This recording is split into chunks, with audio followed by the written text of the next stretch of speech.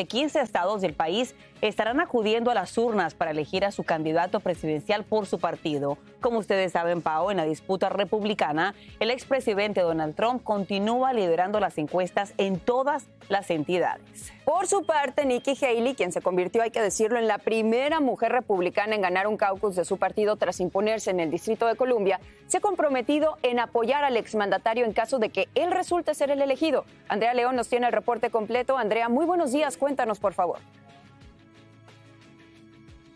Así es, Paulina, muy buenos días. Esta mañana Nikki Haley está celebrando su primera victoria en su carrera por la nominación presidencial republicana. Se convirtió en la primera mujer de ese partido en ganar unas primarias con su victoria en Washington, D.C. Esta es una de las jurisdicciones con más demócratas en todo el país. Tiene solo unos 23,000 republicanos registrados en toda la ciudad, por lo que poco después de la victoria de Haley, Trump la felicitó sarcásticamente a través de uno de sus portavoces, llamándola la reina de los lobistas o cabilderos de Washington, D.C. Ella, por su parte, ha dicho que luchará hasta el final por la nominación, pero que aceptará si los votantes republicanos le dan su apoyo a Donald Trump. Escuchemos parte de lo que dijo durante su campaña de este fin de semana.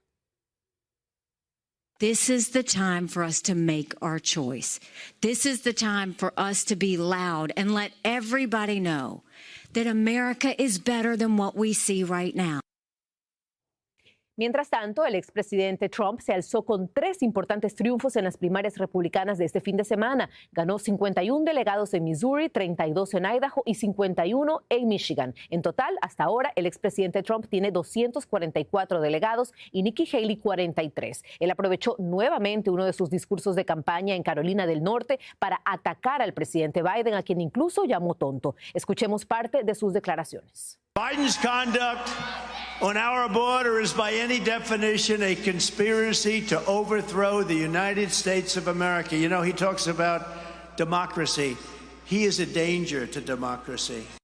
Además, todos los precandidatos, tanto del Partido Republicano como del Partido Demócrata, se preparan para el tan esperado supermartes en el que participan 15 estados, incluyendo 2 donde los latinos tienen una amplia presencia, California y Texas. En el Partido Republicano habrá 874 delegados en disputa, mientras que en el Partido Demócrata habrá 1,420 delegados. Analistas consideran que para finales de marzo, la mayoría de los delegados de cada partido ya estarán definidos. Tanto el expresidente Trump como la ex embajadora Nikki Haley necesitan 1,200 delegados para ganar la nominación republicana. Luego de esta victoria de Trump el fin de semana, expertos dicen que Haley tiene un panorama bastante complicado para obtener el triunfo. Entre tanto, por el Partido Demócrata, el presidente Joe Biden tiene ya 206 delegados y sus contrincantes ninguno. Así el panorama a solo un día del supermartes. Regreso contigo. Comienza otra semana y Texas también continúa luchando en contra del mayor incendio forestal que se reporta en toda su historia. Y es que aparecen otros fuegos en zonas más remotas. Entre todos han quemado unas 1,900 millas cuadradas. Y varios grupos humanitarios están atendiendo a los damnificados que lo han perdido todo, incluyendo los hogares y los negocios. Y nos conectamos en vivo con nuestra colega Lidia Terrazas, que nos tiene más información. Lidia, cuéntanos cómo amanece Texas. Buenos días. Buenos días, Carolina. Son 4 los incendios forestales que están activos en estos momentos al norte de Texas.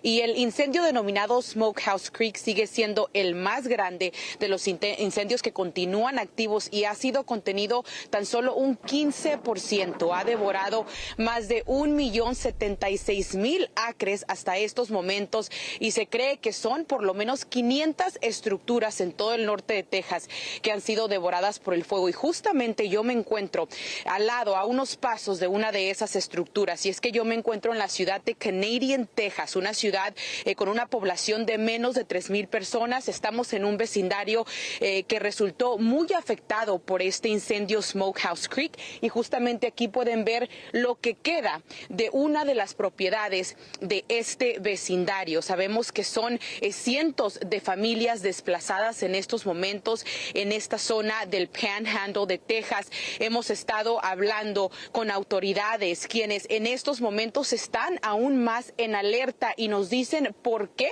es que en estos momentos están necesitando aún de más ayuda, de más elementos de bomberos, porque ahorita también quiero recordarles que son 15 agencias locales o estatales, perdón, que están ahorita aquí en esta área, agencias federales que están llegando a asistir y más de 40 agencias locales que también están ayudando con elementos de bomberos, con camiones de bomberos, están llegando aviones cisterna para tratar de ayudar, pero quiero que escuchemos del mismo servicio forestal del por qué es que continúa en alerta esta área de Texas en estos momentos. Era un día que declararon de bandera roja, que le dice, ¿verdad? Red flag, el que significa que las temperaturas son anormales, altas, anormalmente, y con la relativa humedad bajas. Y no solo eso, que también estamos viendo los vientos que estaban bastantes altos. Entonces, por eso era que toda esa combinación causa que nos pongamos alerta por estos momentos.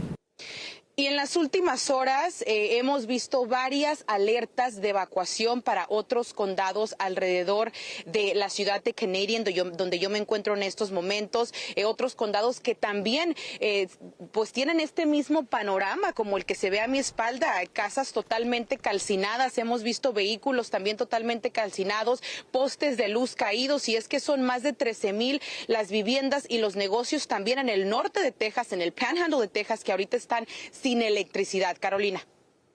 Es un tema bastante preocupante, especialmente por las temperaturas. Lidia, que tengas un buen día en lo que cabe y muchísimas gracias. Vamos a dar un giro de 180 grados en las noticias. Regresemos a los Estados Unidos porque las montañas de la Sierra Nevada en el estado de California hoy despiertan cubiertas de una gruesa capa de nieve, esto después de la poderosa tormenta invernal que azotó esa región. Y desde Los Ángeles, Juan Carlos González nos muestra las consecuencias del mal tiempo. Juan Carlos, te saludo. Adelante con la información, por favor.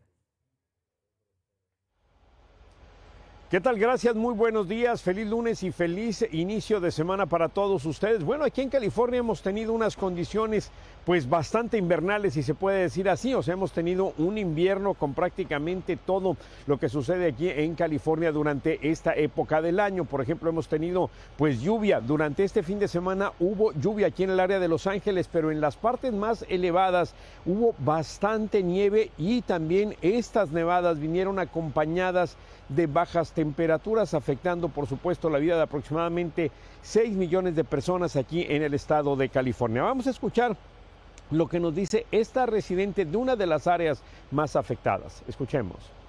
It was just the whiteout conditions. There were times where my husband couldn't see and we had to stop. I was horrified. I'm afraid we would just drive off the road We're thinking about just changing our flights and maybe heading out Monday or Tuesday to just, give ourselves some cushion. Wow, this is incredible. First thought. Second is I hope I make it through this. Bueno, por ahora, como pueden ver, tenemos condiciones secas en lo que es aquí el área de Los Ángeles. Sin embargo, pues las temperaturas bajas persisten y tendremos, se supone que podría haber algo de lluvia, sobre todo para quizás el martes por la noche o quizás el miércoles, pero estas lluvias, según el Servicio Meteorológico Nacional, no serán tan fuertes como las anteriores. Así es que hay que disfrutar pues prácticamente lo que nos queda de estos días o esta temporada de invierno. Regreso ahora contigo allá al estudio. Abrigarse muy bien, Juan Carlos. Te vemos más adelante con más información. Muy buen día.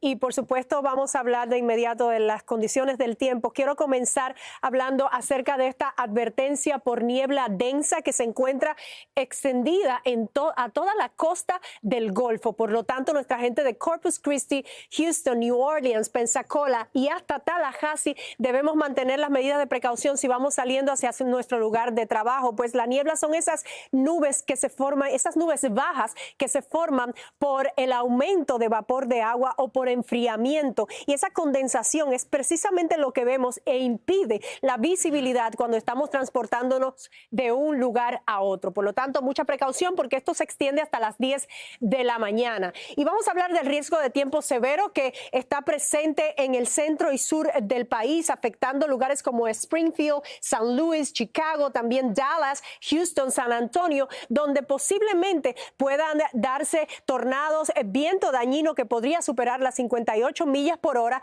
y granizo que no se puede descartar más de 1 pulgada. El riesgo de inundaciones es bajo y de bajo a moderado, sobre todo en New Orleans. Mucha precaución porque tenemos ese riesgo de inundaciones moderado que puede ser peligroso dependiendo de la zona donde usted viva.